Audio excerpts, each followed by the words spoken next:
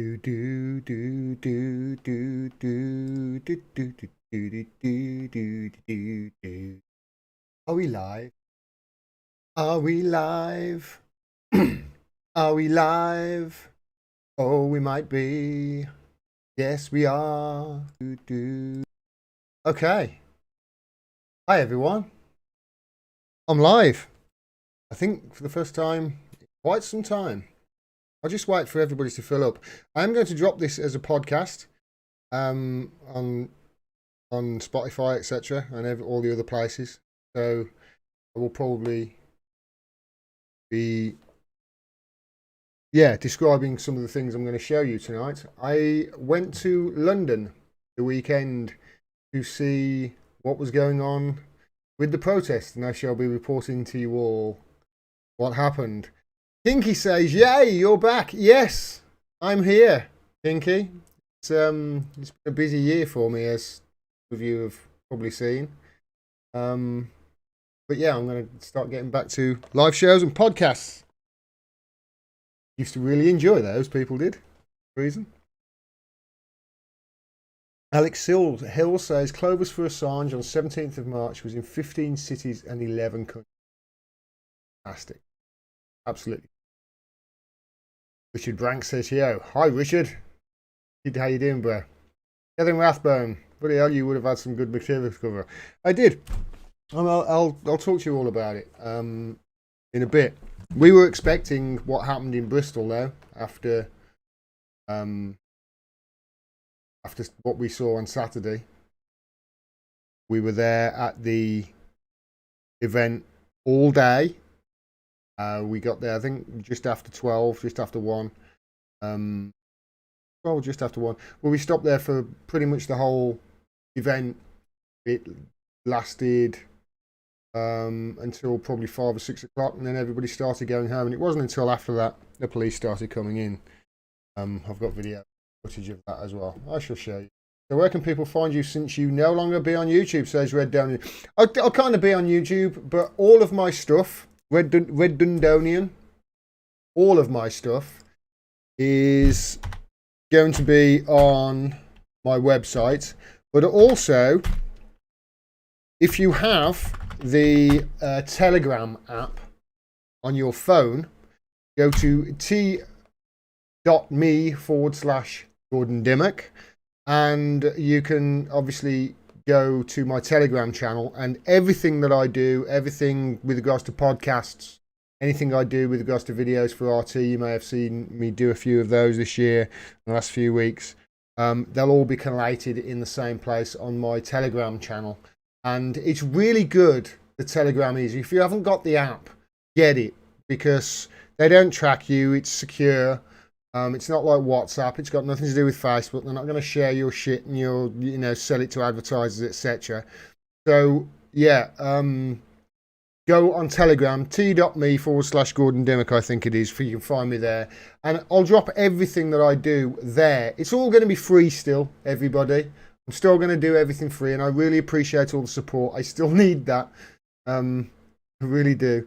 Red Dundonian also says, "Have you thought of making an ODC channel?" Yes, I have. I've got to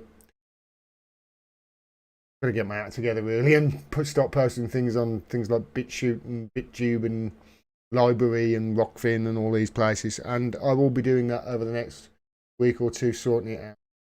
Good morning from Sydney, says Karen. Hi, Karen. G'day, Cobber. I hope, is Sydney where the floods have been? I know I've seen floods from news from Australia. Rockfin looks good for supporting contributors, says Alex Hills. Yeah, I do hear that. I've spoken to them. I've just got to set it up, and I'm not technically good at these things. Right. So I've done a video for RT on this, but I just want to cover it as to what happened the weekend. Because I was in London for the protest. Now, you may have seen it reported in mainstream media as a few hundred people. The BBC and Sky both said it was just a few hundred people. who were protesting anti-lockdown laws, anti-lockdown rules, protesting the lockdown and the vaccine, etc. And yeah, those reports were then spread all over social media, and people then on social media started flinging shit at each other and calling the protesters either far left or far right, or COVIDiots, or Black Lives Matter, or the Proud Boys, or right-wingers, or, you know, depending on whatever camp side they were in, and depending on whatever fit their narrative. Now, you go to went to my Twitter thread, go to it here. You went to my Twitter thread. Oops, there it is. I showed people what it was like on the ground. This is basically what it was like as we were marching through the streets. Now, they were marching around so as not to block traffic too much in one place, but also, I mean, not to be thought of as protesting and sort of get around the rules and whatever. And this is what it was like. It was pretty loud, and it was, yeah, there was quite a few people. This is probably about an hour into it or so.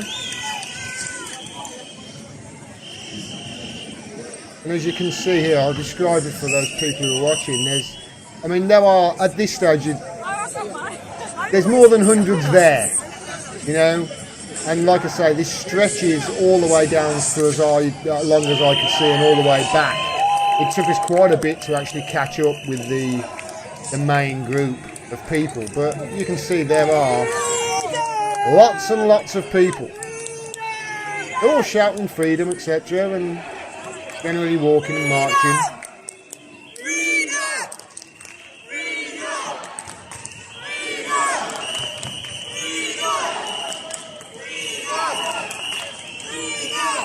You see them chanting there. So yeah, this is basically, you know, it wasn't a mob, wasn't an anti-lockdown mob. They're not all right-wingers, they're not all Black Lives Matter. As you can see, they're just people like you and me. From all over the political spectrum, all over.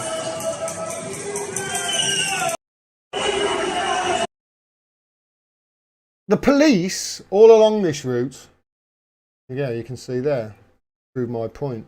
They weren't an anti-lockdown mob. Most people were protesting the police crackdown bill. That was the overarching theme. I mean, people were there protesting many things. There were some people there who were anti-vaxxers for sure. There were some people who thought it was all a hoax. But that wasn't the majority of people. Majority of people were protesting what they feel to be an anti-authoritarian move by the government, with all these bills and all these laws that and rights that they're taking away. That's what it was about. It was about this police crackdown bill mainly. Lots of people were supporting Sarah Everard, and lots of people were extremely angry about what they felt was a cover-up culture within the police force. And there were many people there complaining other things, such as I met people from the Julian Assange crew. I met probably a dozen people. And they were there obviously spreading the word about Assange for the group. There were other people there who were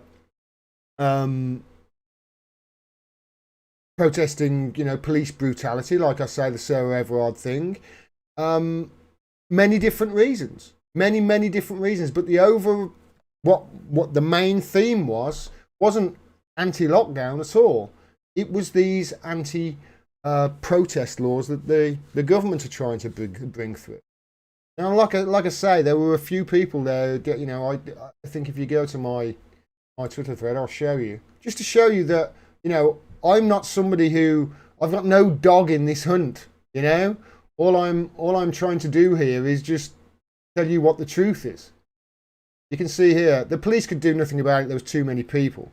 But whenever we got anywhere close to anything that was of interest, this is New Scotland Yard, as you can see, and they're all lined around there. But most of the rest of the route, they could do nothing about. Like I say, some of the crowd, they were anti-vaxxers. Here you go, just to prove my point.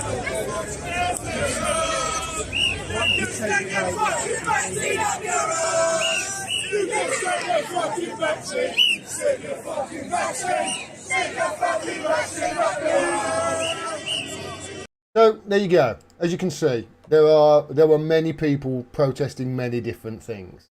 That's not what you get from the media, though. What you get from the media, the Sun said it was an anti-lockdown mob. The BBC and Guy, remember, said this anti-lockdown protest consisted of, quote, hundreds. You tell me whether this is hundreds or not. This is taken from one of these statues in between Downing Street is just up there, and behind me is Trafalgar Square. Now, when I turn around and I zoom into the crowd at the other end of the, half a mile down the road, you tell me whether you think this is hundreds or not. It's quite incredible that they can get away with that. Remember, they said it was hundreds, Sky and the BBC did, and they're in a helicopter. Look at that. Look at the amount of... Watch when I zoom in. Watch how many people there were. There you go. That's the Trafalgar Square down there. Does that look like hundreds of people to you? Let me just have a look at the chat. See if you think there was hundreds of people. I don't think people are buying that. It wasn't hundreds of people. There were... I mean, it's hard to estimate. People said... Some people said 100,000. I don't think there was that many, but I certainly think there was over... But around a small sports stadium, 10,000 plus, easy. In the tens of thousands, 5 figures. This is the report that I gave to the camera on the day. It's the same as I'm telling you right now. Hey everybody, so I'm here at Trafalgar Square for this massive protest that's going on in London today. There are many people here for many different reasons. There are people here down for anti-lockdown reasons. There are people who think that the virus is fake. There are people who are protesting the protest bill that they're trying to put through Parliament at the moment. And there are other people protesting many other things. We've arrived here at Trafalgar Square, and as you can see, if I just pan around, there are thousands of people here. There really are. It'll be interesting to see how many people the news say were here today. I did speak to quite a few people on the way down here. There were some lads who are worried that this peaceful protest, and it is peaceful, there's been no trouble at all, is going to get hijacked later. They said that they saw it happen last year, you may remember, when a big crowd ended up outside Downing Street. We'll see if that happens. I'll stay here for another few hours. Keep an eye on what's happening, but it's been very peaceful, it's been very jubilant, and there's been no trouble at all. The police haven't bothered the crowd at all, which is refreshing. We'll see how long that lasts. Well, it's not like I foreshadowed anything, but a little bit later this happened, because we were at Trafalgar Square. We'd got to Trafalgar Square. Like I say, it'd been quite a nice day, actually. It was nice to be out. Not everybody, very few people were wearing masks. I need to make that point, but it was a nice day out, and there were lots of people there who they believed in the virus, and they were wearing masks and they were taking precautions. Not everybody was an anti-vaxxer. That's the point. When we got to Trafalgar Square, there were thousands of people that gathered there.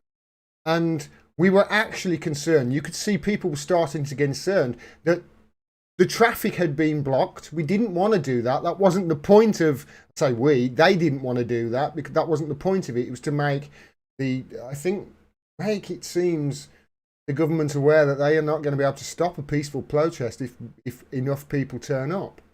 And they proved that to be true. When we got to Trafalgar Square, people started worrying that there were so many people there. So people were running around saying, let's move down to St James's Park, down the road, where there's more space. Massive, big field. And that's where most of the protesters went if they stayed on.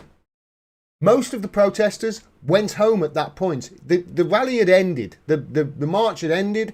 I went to get a coffee with the guys from the Assange and catch up with them. And there were a few hundred people left on St James's, standing in a field. Here's a lovely picture of them there. See, Free Assange crew, anti-Nazi Action League, anal. Yeah, lovely. The guy showing that sign. No Gestapo in my pub. Those are the guys. So you can see there was people there from a wide range of things. They all ended up at the park. There was a few hundred people probably left at the park at after 5 o'clock when I left. And then, of course, the police turned. And I'm going to show you what happened. The police all day were pretty much ineffective. They couldn't really do anything other than drive around with their sirens blazing, trying to make out that there were more people there than there really were, I think. Or maybe they were just driving around in circles waiting to get instructions on where to go. But, I mean, like I say, we ended up at the St James's Park, and this is what happened there. This is my mate Calvin, we just saw in the... This is what happened. Police turn up.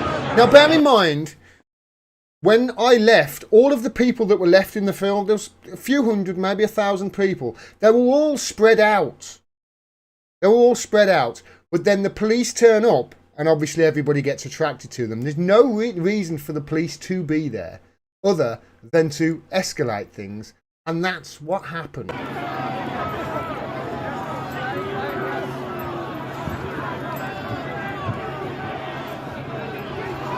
What they thought they were going to do by going onto this field in great numbers like this, all tooled up, I don't know. But as you can see, it looks like they're dressed for a fight, with helmets and riot gear. Surprise, surprise, they got one. It's incredible, isn't it? It's incredible. They have no clue what they're doing, these people don't. None. That day, from what I could see, was perfectly fine until I show up. And I wasn't the only one who noticed it. Now, what their tactics are here, I don't know. What their purpose is on that field, I don't know. But as far as I can tell, the only purpose for them being on that field is to inflame the situation. And that's what happened. Listen. Fucking rapist! Fucking rapist!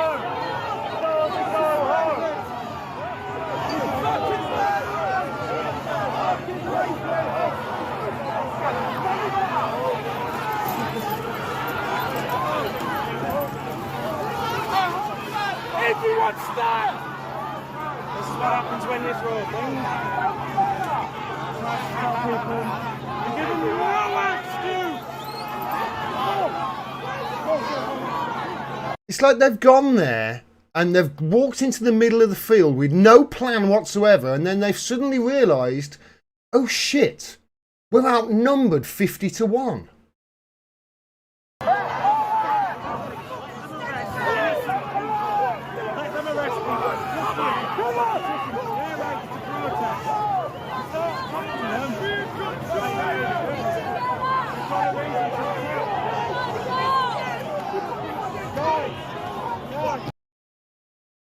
I've got plenty of other footage like that.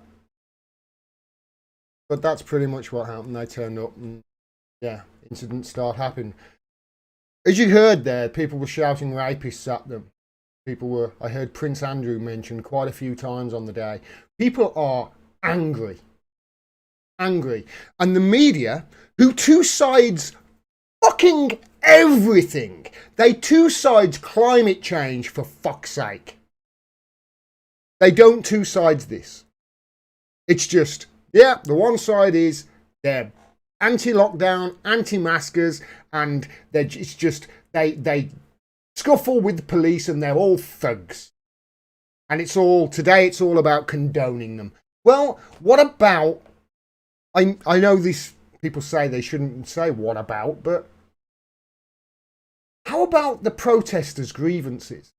How about their grievances that these are police officers that, let's face it, I mean, those police officers in that field might be lovely. They might be fantastic. You know, they might not be rapists and murderers. Some are, though. You know, the statistics are actually quite frightening in the police force. 2 sexual assaults complaints a month. That's just the complaints that we hear of. You know, just think, I know people who've been in the police force, and I know people who've been, you know, in relationships with people in the police force, and they say it's corrupt. Remember, police officers have to have lockers at work because they fucking steal from each other. And then they will obviously arrest you the very next day after stealing from each other for, you know, most innocuous. They'll bust you for having a bag of weed, but then go snorting coke in the toilets at the nightclub on a weekend. And I know that for a fact from several coppers that do it. They're not whiter than white, these people. And yes, you count that. You know, people are pissed off that they feel as if the police force aren't there to serve them. They're there to serve corporate interests. And really, who can blame them after seeing what we've seen? People have got to, yeah, okay, fine. Come down on the protesters if you want, but at least hear what they are pissed off about first. And don't misrepresent their argument. Because if you do that, whilst at the same time trying to make peaceful protest illegal, riots are fucking inevitable. And guess what? It happened the very next day in Bristol. And now today, all the news care about is speaking to MPs and say, do you condemn it? And then when the MP says, well, no, we don't know what actually happened yet, all of a sudden, yeah, people are arguing and shouting with each other on Twitter and throwing crap at each other like crazed monkeys again. Meanwhile, the truth gets lost, and the people who are really your enemy, the elite, the establishment, the people who are dividing you all right now and treating you like mushrooms, keeping you in the dark and feeding you on bullshit, they get to take away with all your money and all your rights whilst you're arguing with each other. And I saw it on Saturday first hand. And you know what? There were people in the chat who were there, and they'll tell you right now that what I'm telling you is gospel.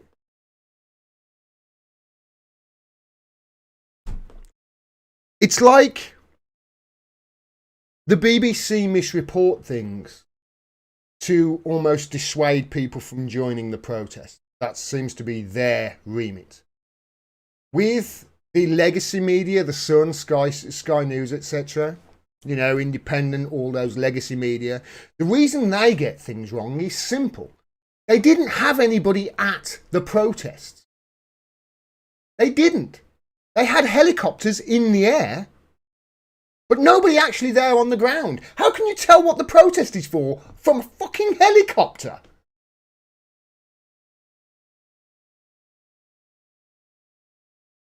Oh, for some reason my camera's just all fuzzy. Yeah. I mean, I had legacy media. Excuse me. My camera's gone all fuzzy. I had legacy media actually asking me if they could use my footage. Oh, my camera's missing. Yeah, I had legacy media asking me if they could use my footage. An independent guy, hardly any money whatsoever, because they couldn't be asked to send somebody to the biggest protest since lockdowns happened. They do things seemingly just because they're trying to make money. That's why they don't send a reporter and just hijack everybody else's shit. For the same reason these political commentators on Twitter all seem to know what's going on the ground while sitting in their homes with their feet up watching the TV, watching the BBC and Sky. That's not going to give you an accurate report of what's going on. And meanwhile, I've noticed some people on Twitter just stealing my shit and passing it off as their own. No credit given to me, but giving credit to the legacy media like Bloomberg and The Sun. People who were supposedly socialists. If it carries on like this, it's going to get worse. If the government carry on ignoring people, ignoring these protesters, and ignoring their grievances, it's going to get worse. 20 police were hurt apparently last night, broken bones and everything in Bristol. How long before there's a dead body? If they continue to try and crack down on peaceful protests like they are, riots are going to be inevitable. And they are putting the lives of police at risk right now. We need a real conversation as to what the hell is going on with our police force and the inherent racism in it. Let's face it, racism. Yet these are the heroic people. One of them is alleged to have murdered a woman in the centre of London. Do you think many reports this weekend reminded people of that? How many reports do you think mention Sarah Everard's name? Yet I've got footage of police again on top of a woman in that field. On top of her, handcuffing her, with her knees on the back.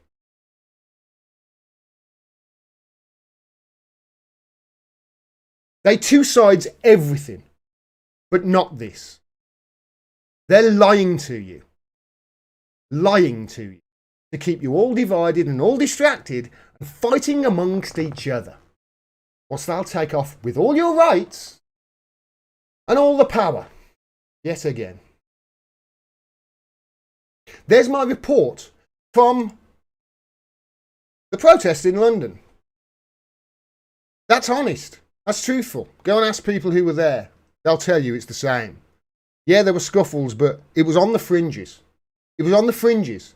The media take those fringes and they present them as if that's the story. And it's not. Turn them off. How many protesters were hurt? Well, says Claire. At Bristol, I don't know. I don't know. Probably a few.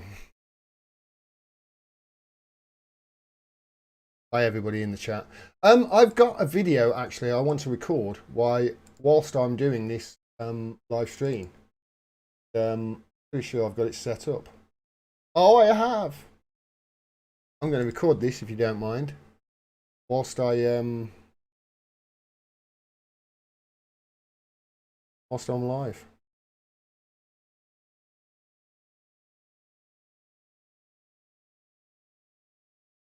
President Joe Biden, who still hasn't held a press conference, by the way, what's he scared of?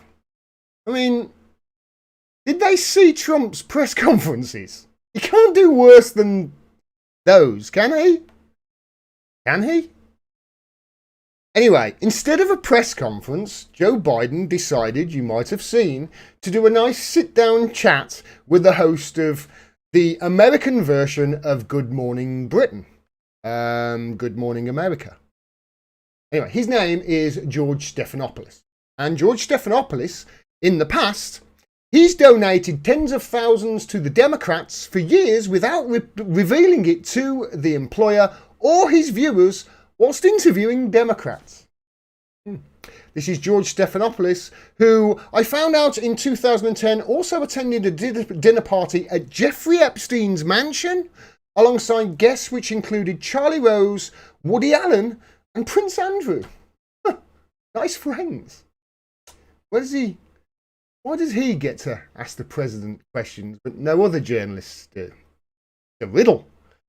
Anyway, he got to ask questions which you'll be astounded to find out the military-industrial complex and CIA would have been overjoyed with, such was their saber-rattling nature. He directly asked Biden if he thought Vladimir Putin was a killer, of course, because that seems to be a ritual now that presidents must answer. To which Biden, now infamously, of course, gritted his teeth and went, "I do." Best John Wayne impression. The question itself is a stupid question on the face of it. At best, it's incredibly naive or out of touch. Of the two countries during my lifetime, I know which one I think are the biggest killers, and it's not Russia by a damn long way. Even Trump knew how hypocritical it would be if he answered that question the same way when they asked him that. Do you remember he said, there's plenty of killers. You think we're so innocent? It was one of the few times he ever told the truth, and of course he got absolutely caned for it in the media. One stat I saw, this is how stupid it is for Biden to answer the question the way he did. One stat I saw last week estimated 15 million people have been murdered by the United States war machine in 28 sovereign nations since Vietnam. 15 million dead, killed, murdered by the US war machine in 28 sovereign nations since Vietnam. You know, for peace. You could say Biden wasn't president for those, so he's not technically a killer, but he was vice president, remember, to President, President my boss. And he turned Bush's 2 wars into 7 while bombing so much in one country, ran out of bombs, had an actual kill list, and turned the richest country in Africa into a failed state with open slave markets. Now, just on those stats alone, as vice president, it makes Joe Biden look like Genghis Khan compared to anything allegedly that Putin has done. And I say allegedly there, of course, because a lot of what is alleged Putin has done is exaggerated by Western media to create an enemy for the military-industrial complex. And that's really who George Stephanopoulos serves, and why he gets to sit down and ask the president questions, because he's not after the truth, and he's not really a journalist. He serves the war machine, and that's why he asks those questions. They need a scary monster to be able to justify the amount that they spend on the military. They're doing it right now as I speak with China. You will have heard it. China's the biggest threat, they say. China's the emerging threat. Russia's a threat. China's a threat. They're emerging threats. Ooh. They never say what that threat is, do they, from China? Efficiency? Anyway, hardly any of all of that was interesting me, believe it or not. I've made a whole video about it, but it wasn't really interesting to me, all of that. It's all very standard stuff. They've been doing the same thing for years. What was interesting to me, though, was Putin's response. And it wasn't when he replied, I wish him good health, either, which I honestly laughed at. And then straight away, as I was laughing, Putin said, no, I'm not joking, seriously. Come to think of it, neither am I when I say that I think President Harris is in our very near future, and I'm not the only one. It wasn't actually, though, that part of the response that interested me, although I did think it was. It was this. Putin also, whilst being able to tell America on a world stage to look in a mirror before calling anybody else a killer, also challenged Joe Biden to a one-on-one debate. And I, for one, find that very interesting indeed. Can you imagine that? Can you imagine a world where our leaders actually debate each other openly, honestly, fairly, in front of a world audience? Wouldn't that be interesting? Joe Biden, of course, his office declined and said he's far too busy. But it is interesting, isn't it? I mean, obviously I can't even think he can hold a conversation with his dog, let alone a leader of another country. But it is interesting, isn't it, that Putin asked him to a debate. Wouldn't that be a good idea? Have world leaders debating on a world stage, live, so we can all see. Maybe then dialogue with our neighbours in other countries can begin. And we can all start realising just how much we have in common instead of what divides us. Maybe then threats of war can subside, and maybe then the world will realise that we all face a far, far bigger threat than anything coming from Russia or China or ISIS or Syria or Iran or Afghanistan or Yemen or the People's Republic of Made-Upistan. Maybe then we can realise that we all face a far bigger threat than that. Because honestly, if we don't start realizing all lives on this planet are equal, and if we don't stop destroying this planet for profit and learn to live in harmony with it and each other in future, we may not have much of a future at all. And as a very smart man once said, if wars can be started by lies, peace can be started by the truth. And the truth can't be heard if nobody is talking to each other. Can it? I think the world needs more dialogue. Don't you? Stop that. And I'll release that as video. And I'm back. Hi, everybody. All right. Let's go to the chat and say hello before I bugger off for the evening. How long have we gone? 36. Just wanted to say hi to everybody. It's only going to be a short live stream tonight. If you've just joined the channel, there's a Telegram, t.me/Gordon Dimmack. Go to my Telegram channel. There's an app you can download on your smartphone, and I will be collating all of my stuff there wherever it is, and also on my website as well, gordondimmack.com. Everything's going to be there. Sign up to my mailing list if you haven't already. That's again at the website. Just subscribe to the newsletter. I don't bombard you with emails. I just send out an email every time really I drop anything new. So you could do that. And yeah, support me if you can. If you've got a little bit of spare cash, great. If not, don't worry about it. It's a pandemic. Look after yourself and look after your own. I'll be fine. I'll survive. And I really appreciate it if you can. And if you can support me with cryptocurrency, that would be great, because Bitcoin is kind of wonderful. All the details of how to donate are below. We'll say hello to people in the street. Let's go and quick say hello before I leave.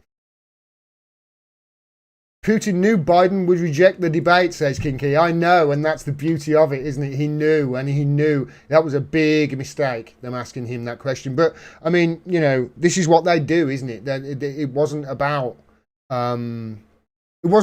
journalism at all. It was theatre, you know? And I've had people say that to me. That's what America is. It's fake. You know, it's all fake. It's all theatre. It's all, you know, false teeth and big tits and a big Hollywood sign and good production. That's what it is. It's not actually anything of substance whatsoever. And you can see, he won't even have a goddamn press conference. I mean, it's been 2 months, you know? He won't have a press conference. Says it all. The guy's not all there. You know the thing. You know the thing. Check out Useless Idiots' latest pre-podcast, says Two-Time. Hi, Two-Time. Yeah, Useless Idiots, they've moved from Rolling Stone. I saw one headline that says Rolling Stone cancelled them. I think it was the other way around, if you ask me, but anyway. Hey, good dog, how you doing? Daniel Ellsberg was on there, says Two-Time. Oh, yeah, for sure. Daniel Ellsberg, that guy who, who testified at the Assange trial when Anna Kasparian said, are you going to cover it? I'll look into it. Right, just going to scroll down. Good, you're back. So, thank you, Helm. Thank you. Professional wrestling, says Rick French. Absolutely. That's what it is. Professional wrestling. Although, to be fair, somebody said this. Somebody said professional wrestling the other day to me, and they said, what's the difference between professional wrestling and politics and political fans? The difference is, of course, the fans of wrestling know it's fake. Fans of politics think it's real. I'm going to sign off, everybody. Thank you very much for all your support. There's going to be lots more stuff from me coming forward, and hopefully I'll give you more videos for our team or podcasts. I've got some lined up. I want to give a very quick at the end of this video, message of really support for Craig Murray. If you haven't heard what's happening to Craig Murray, it looks like he's going to be sentenced to prison. I am very unhappy about it. I feel that this is a travesty of justice, and I feel as if this is yet another journalist that's going to jail for the crime of journalism, and I'm getting very, very annoyed. So I'm going to sign off. Start swearing. Thank you very much, everybody. Love you all. Take care of each other. Look after each other. And don't believe a fucking thing the media are telling you, because they're all lying bastards. All together now? They're all lying bastards. You know it. Take care, everybody. Stay cool.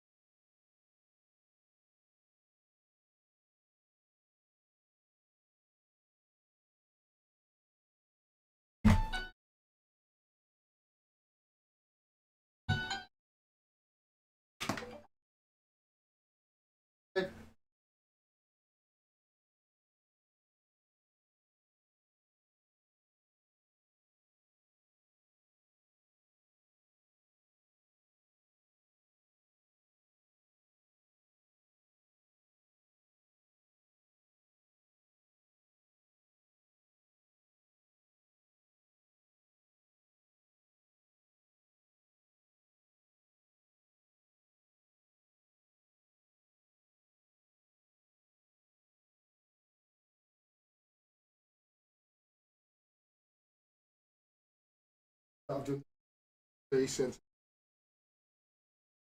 But all my